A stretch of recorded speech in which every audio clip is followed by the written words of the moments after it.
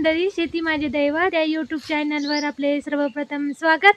आणि आज घराच्या समोरील बघा झाडांचा पाला वगैरे खूप असा काही तणसुद्धा झाला आहे, तर ते मला साफ करायचं. कारण 15 दिवस झाले लगातार शेतात सोयाबीन सोंगणं चालू होती, त्यामुळे खूप असं दुर्लक्ष इकडे झालं आहे. आणि आता दिवाळी आपला हा सण येणार आहे, त्यामुळे कसं की हे असं घराच्या भोवती कचरा वगैरे चांगला वाटत नाही, तर म्हणून ती साफसफाई आज करायची आहे. तर मी तुम्हाला दाखवते बघा किती हे कसं घराच्या साईडला झाडं वगैरे असल्यामुळे खूप असा पालापाचोळा इकडे पडतो आणि तेच धिंगाणा पूर्ण घराच्या भोवतीच आला. तर आपण घरातसुद्धा थोडंफार आवराआवरी चालू आहे, परंतु बाहेर पण आपलं घर अंगण बी असं स्वच्छ असलं पाहिजे, तरच सदैव लक्ष्मी आपल्या घरात अंगणात नांदत असते.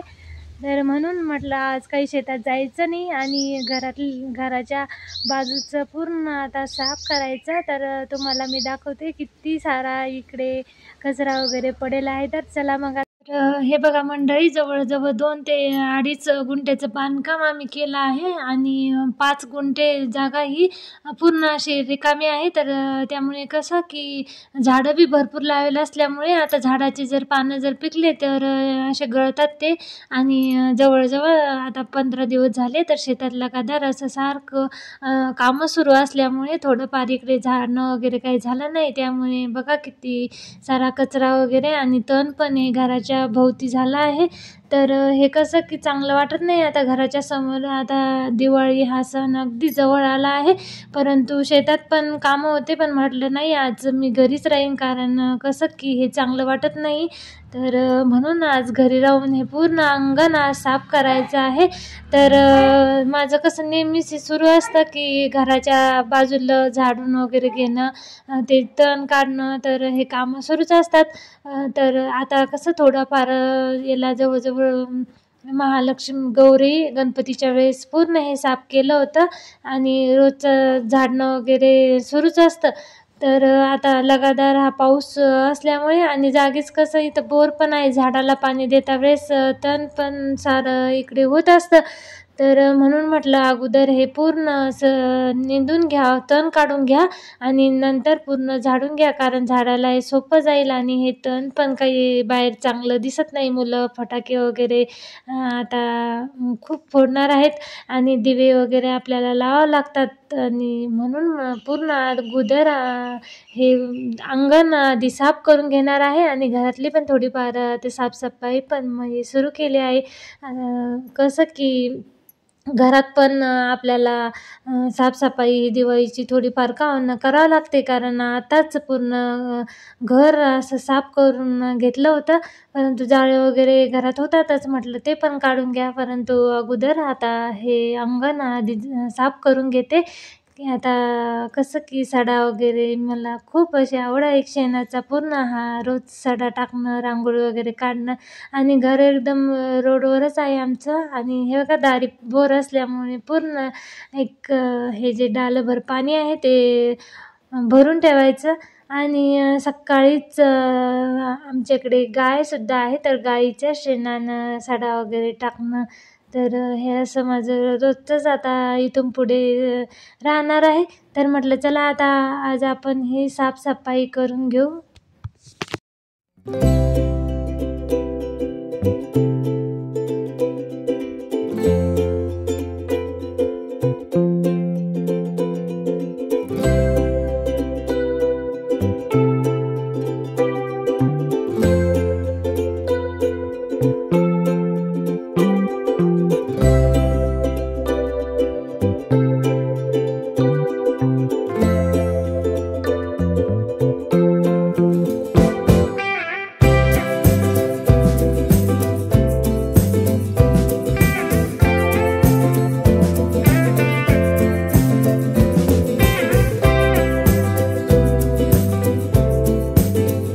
पूर्ण इकडे कसं की बैल वगैरे पाणी पितात, तर म्हणून तुडवा झाल्यामुळे असं कडक सुद्धा चाललं होतं. तर आता हे पूर्ण बेट वगैरे निंदून मी काढलं आणि म्हटलं आता झाडाचा जो पालापाचोळा आहे तर तो बी पूर्ण आता झाडून घेऊ आणि पेटून सुद्धा देऊ. तर अशा प्रकारे इकडे अंगणाची सुरू आहे साफसफाई करणं. तर इकडे लिंबाचं जे झाड आहे, तर कसं की आता लिंबाच्या झाडाचा जो पाला आहे तो पूर्ण असा पिवळा होऊन चालला आणि त्यामुळे तो पाला रोज असा भरपूर गळत असतो. तर म्हणून आता लिंबाचं सुद्धा झाड खूप छान असतं आपल्या दारी. तर त्यामुळे लिंबाचं पण झाडं आहेत आणि जवळजवळ 4 झाडं हे आंब्याचे आहेत, पेरूचं, असे खूप सारे झाडं आहेत. परंतु आता याचा पालापाचोळा हे पडतच असतो आणि म्हणून हे अशी साफसफाई नेहमीच करावं लागते. तर आता पूर्ण हा पाला झाडून वगैरे घेऊन असा एका ठिकाणी जमा करून घ्या म्हटलं आणि तो पेटवून पण देणार आहे. तर अशा प्रकारे ही सुरू आहे इकडे अंगणाची साफसफाई. तर खरोखर मंडळी असे आपण घराच्या समोरील सुद्धा अंगण वगैरे आपलं झाडून घेतलं पाहिजे, त्याची सुद्धा साफसफाई केली पाहिजे. म्हणतात ना की हात फिरे तर लक्ष्मी नांदे. तर खरोखर ही गोष्ट आहे. तर आपलं अंगणसुद्धा आपण असं स्वच्छ ठेवलं पाहिजे, ज्याप्रमाणे आपण घरसुद्धा स्वच्छ करत असतो. तर असं आता पूर्ण बघा खूप सारं मोठं आमचं हे अंगण आहे.